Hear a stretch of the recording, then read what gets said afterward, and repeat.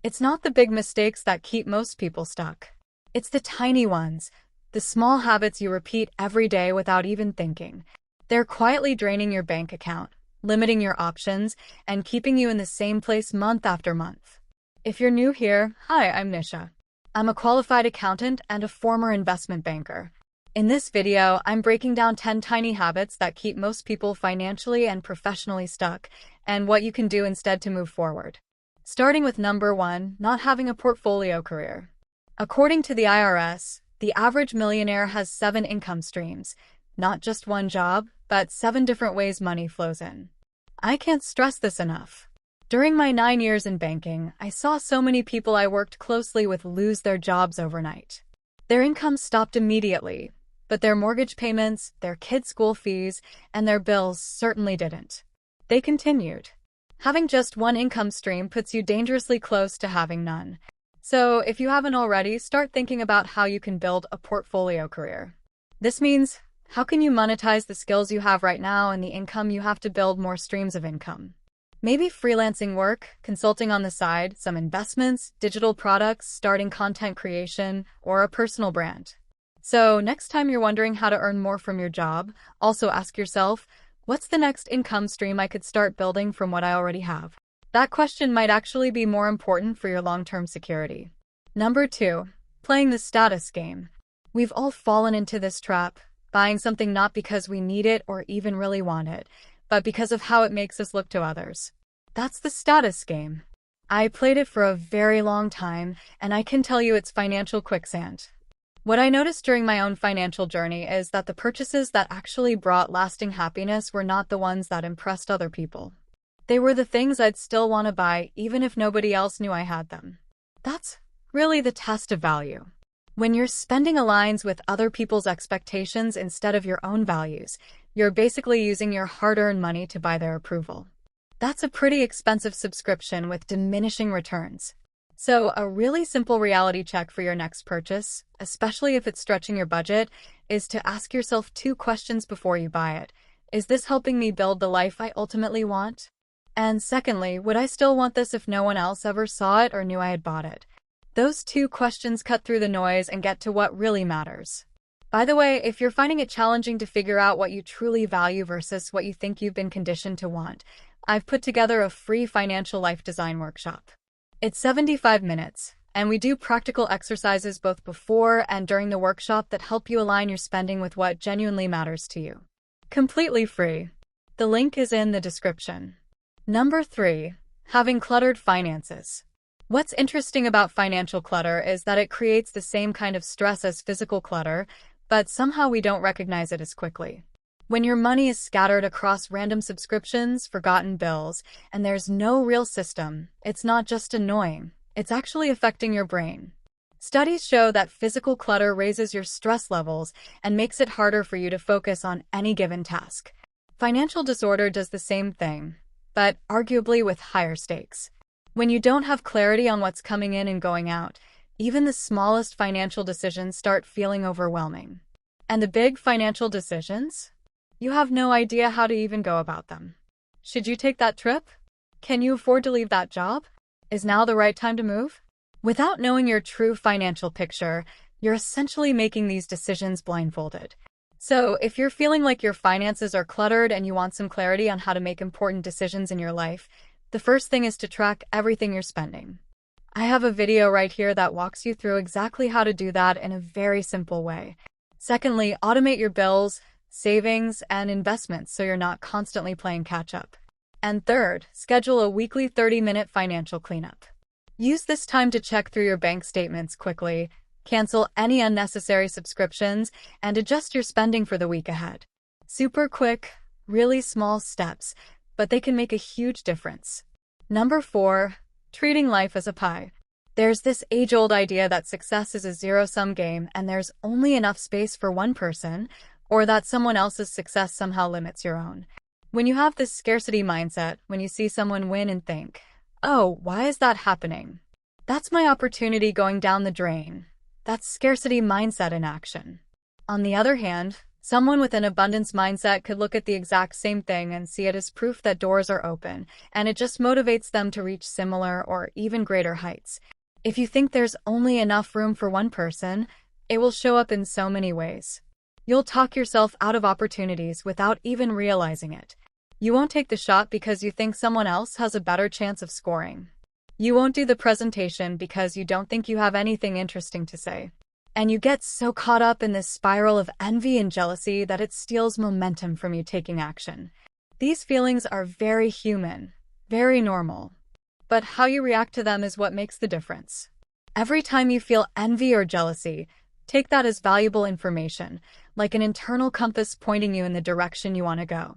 The only way to turn that feeling into something good is by putting it into action straight away, using it as inspiration to take your first step toward that direction. Number 5, paying the convenience tax. One of the biggest silent money drains I see all the time is what I call the convenience tax.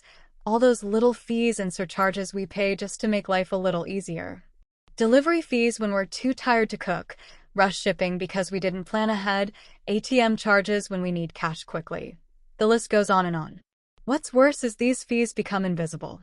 We're so used to paying a little extra for convenience that we don't even question it anymore. But these are the exact fees that, over time, really compound. Instead of just accepting and paying the convenience tax, instill habits and use tools that help you plan and save money automatically without relying on willpower or shortcuts.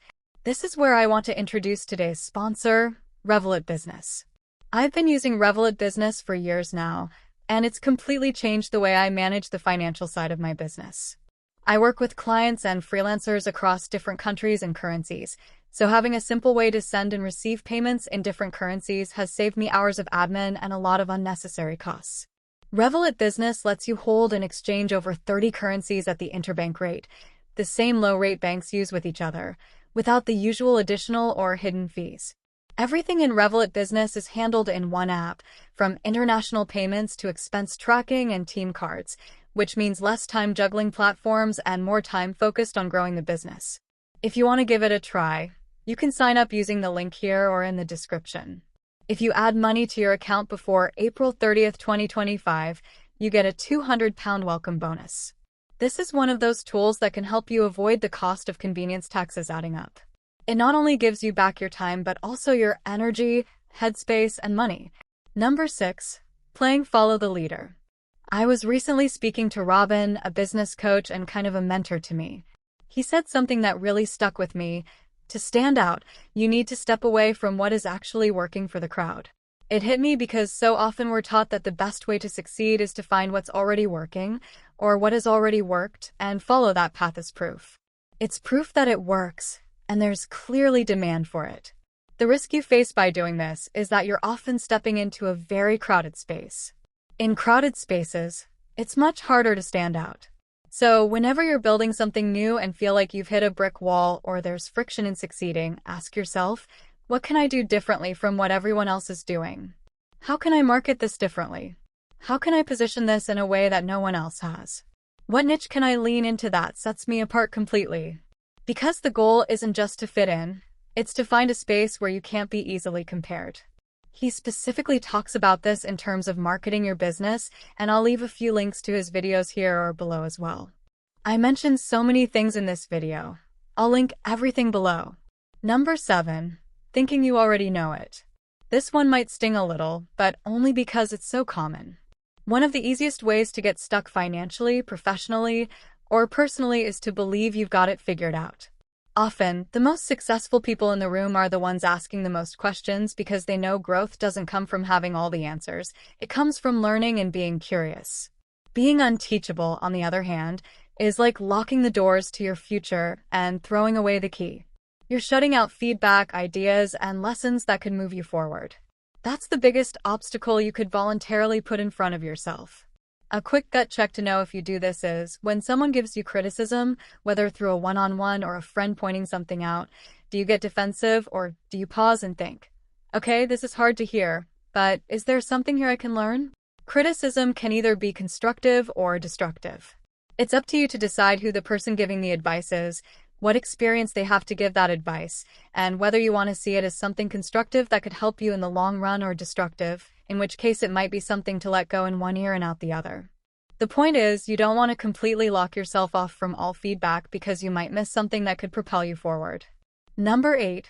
Always spotting the problems. This is a habit I've caught myself falling into, especially recently. You've got an idea. Maybe it's learning a new skill or starting something new. But before you even take the first step, your brain fires off a list of reasons why it won't work. Not enough time, too risky. What if it fails? That's negativity bias. Our natural tendency to give more weight to problems than possibilities. It's wired into us, which is why it's so easy to find what might go wrong and so easy to get stuck. Now, every time I find myself thinking of a problem for a situation, I ask myself, okay, what is the solution here? What is the solution to the problem I've just outlined? This small change unlocks a different part of your brain, the part that solves, creates, and experiments. Problems will always be easy to spot, but solutions take practice, and solutions are where you move forward. Number 9. Watching someone else's ladder while climbing your own. We're all guilty of this. Social media makes it so easy to forget your own progress.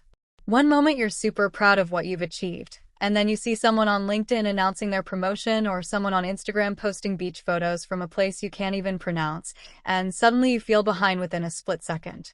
Comparison steals joy, which is 100% true, but even worse, it steals momentum.